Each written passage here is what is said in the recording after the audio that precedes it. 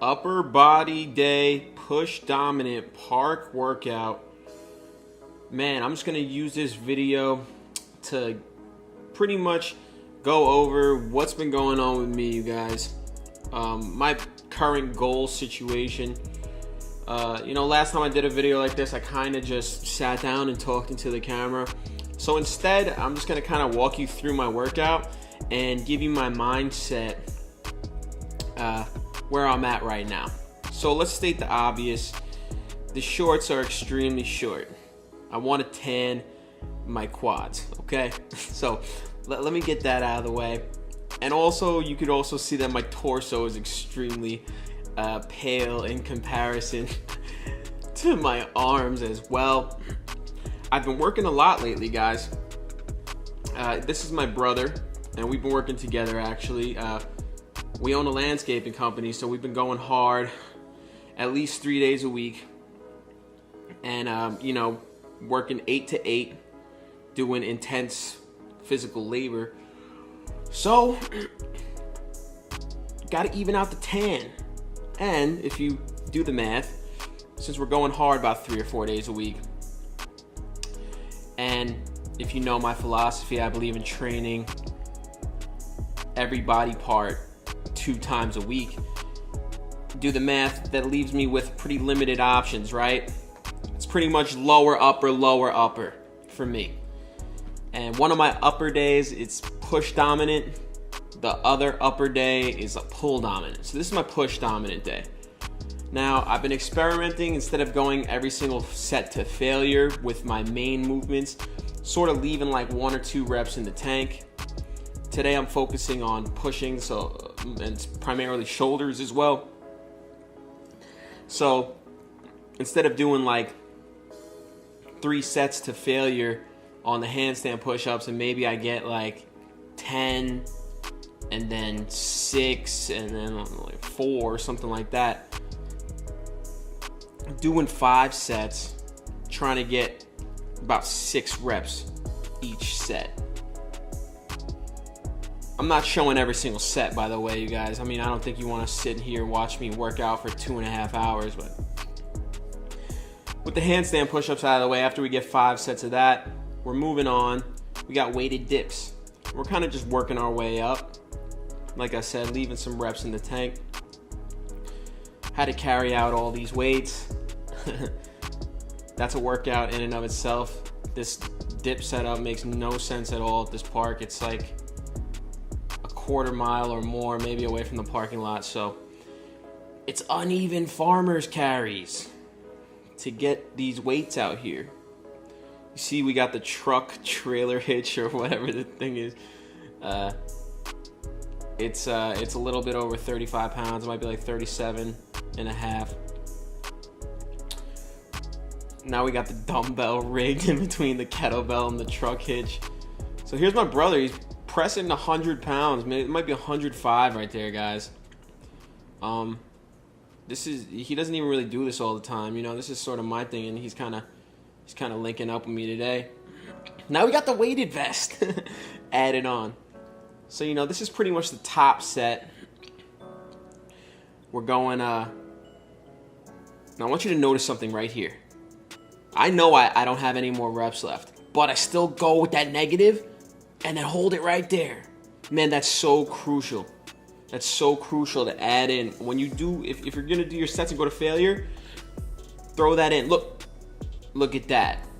That extra bit, those add up. If you do that every single set that you go to failure, that adds up over time. All right, so, like I said, I've been trying to leave some reps in the tank. So instead of, going with that 130 or whatever it was, 135,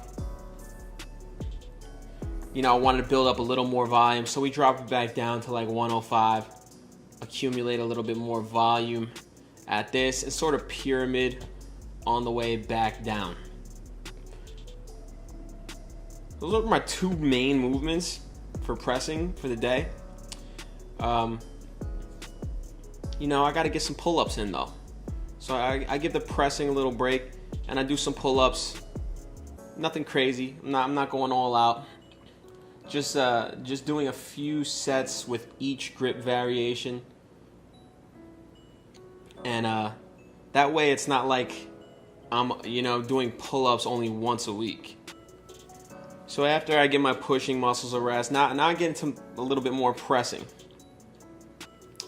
And I consider this sort of like accessory. I'm not going to say I abandoned trying to do one-arm push-ups, you guys, but it's limited. Once you get to the one-arm push-up, that's it. It's like you got the one-arm push-up, then what? What can you do from there?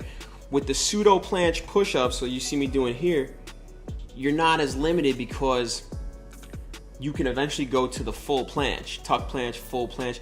So because you can progress further with that, I've been focusing more on the pseudo planche push-up, so pushing from the waist or closer to the waist than necessarily putting a lot of effort into the one-arm pull-up.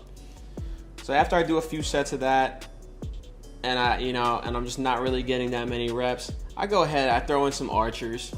I'm just accumulating more volume here. And I want you to see this. I want you to see this right here. You tell me if I'm going all out or not. Doing a stanky leg. One leg in the air. Okay. Now we're looking a little better. I'm a little fluffy right now. I'm a little fluffy because I've been bulking. You know, I won that contest. I came in first place in the Overtime Athletes 3-month transformation contest. I was really strict with my calories, my intake. Very, very strict. I got down. I was absolutely shredded. I'm not absolutely shredded right now.